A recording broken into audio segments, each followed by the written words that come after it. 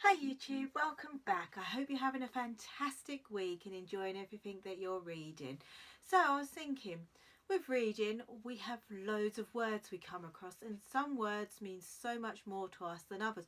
So I've been thinking about the words that mean the most to me and what different things they mean to me, and I thought we'd get a discussion going about different words and what they mean to us. I'm not sure how many I wrote it down. I was doing it while cooking tea, so I didn't really pay attention. Not, well, I've been thinking about it. I have been paying attention. I've been thinking about it. So let's see. 2, 4, 6, 8, 10, 12, 13. Well, if I was my grandmother, I'd think that's very unlucky. Unlucky 13. But anyhow, so yes, we're reading words all the time. We discuss the books that we read. There's all these different words. And I wanted to discuss some words that we come across that are in our daily lives and what they mean to me. And I'd love to hear what they mean to you. So, yes, let's get started. But we'll just pick one out. We'll have this one. Excuse me, I've had a terrible cold. Let's see, what's the first word we're going to talk about? And there we go, family. So for me, family. Oh, that's quite a convoluted one. My family, the main thing that I think of now is Kitty and my husband, my family. They are the ones. I have extended family that I see. Not as much as I would like as when I was a kid. I'm the youngest, so I was always the one that got dragged around by the older ones that had to be looked after and things. And they're all a lot more ahead of me than I'm always a step behind. They become parents. I'm still a teenager. I become a parent. Their kids are teenagers. My kid's a teenager. They're a grandparent. So I'm always a step behind with them. But for me, I suppose the main thing of family is the two people that are most, for me, the most important. My husband and my child. They're the two. And then you go out. I've got my mum, my brother, my sister, and my brother-in-law, my sister-in-law, and then we go out and I've got my aunts and my cousins, and I would do anything for them. I would be there in a heartbeat, especially my close-knit family, the ones that I see day in, day out, that I would do anything and everything for. But also some people I work for myself, I help people, I do cleaning basically, but quite a lot of them are elderly people that I help that either have family or they're far away, or some people they didn't have family. I had one lady that didn't have any close family, and for me she was an adopted grandmother. I don't have grandparents, so she was an adopted grandmother. Sadly, she passed away at the end of last year, beginning of this year, and it's been difficult, but she had a full life, she had a great life, and she was an amazing woman. She did a lot for a lot of different charities. She was very well loved, but she was my family as well. And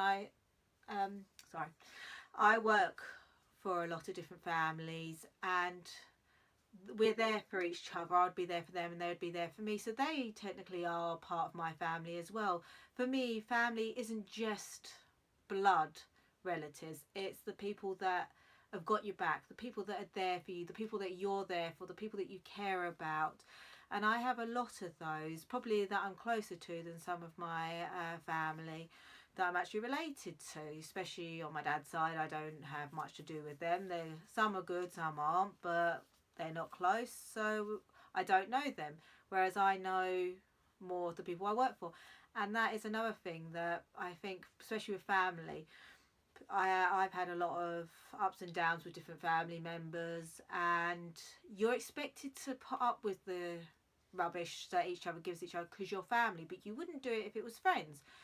And in my opinion, that if you shouldn't just overlook things that family do, and they shouldn't overlook it for what you do either. If you've got a problem, it's not just all it's family you do for family. If somebody's done you wrong, you need to talk to them. If it doesn't work out, maybe you have to walk away. It shouldn't just be because they're family. It should be who's there for you. If you've got somebody that's there for you but they're not blood related, but they're closer to you and have done more for you and been there more for you than the people that you're actually related to, well then why can't they be family? Why can't you be closer to them? So for me, family isn't just about blood relations, it's about the bonds more than anything. That for me is what family is, a bond. that you've made with individuals in your life, that if you've been there for them and they've been there for you through the thick and the thin and the good and the bad and everything. And I've had a lot of people that I've been there for, and they've been there for me more than I've had some of my blood relations, especially the ones that were actually supposed to be closest. I've got people that I've been friends with since I was 2 years old. They've been there more for me than certain very close people in my family.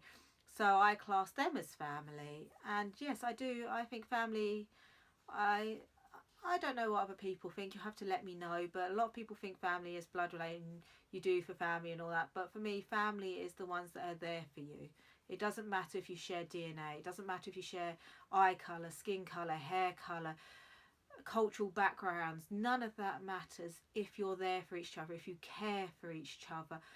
The differences in our lives aren't the things that bring us together. It's our similarities. Well, not just our similarities, our differences can bring us together as well. But it's who we are as people, who we care about more than anything else. And that's what family is. I've got family from every walk of life, every age group, well, not every religion, there's too many religions, but I've got lots of family that aren't blood related to me, that are from different religions, different places on the planet, different cultural backgrounds, but I still class them as family because I care for them so much, and they care for me, and they treat me like family. And for me, that is what family is. So if you like this video, I don't know if you will, or if anyone really cares too much what I've got to say on certain words, but in my life there are certain words that when I think of them, they invoke a lot of different thoughts and feelings and different things other than what it just says in the dictionary. Maybe I should have got a dictionary and actually read what it says in a dictionary, but to be honest, I don't care what it says in a dictionary for these words. These are the words that mean things to me, and these are the reasons they mean things to me. And I would love to hear what you class family is. Is it just blood relations? Is it people you're closest to? Who do you class as your family? And all of that. Have you got a found family? Have you got the family you're born into? I'm very lucky. I have a whole host of found family, and I have a lot of family that I'm close to that I was born into as well. It's a mismatch, don't get me wrong. There are some in my family that I was born into that I don't get on with, and I don't see, and I don't know, and it's for the best for both of us. And there are people that I've come across found family that I thought were going to be close that we've lost contact.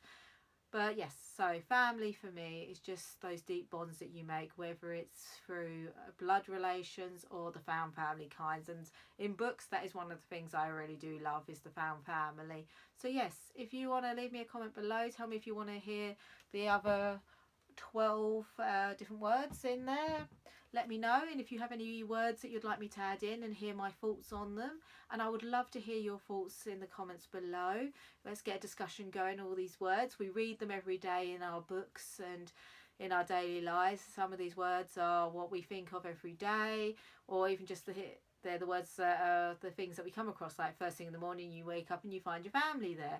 So yes, let me know any words that you want me to talk about, if you want me to carry on with this, that is, and what words are most important to you. And also please let me know what family means to you. Brilliant. Anyway, keep on reading, have a fantastic rest of the week and a good weekend, and I'll speak to you again soon. Bye.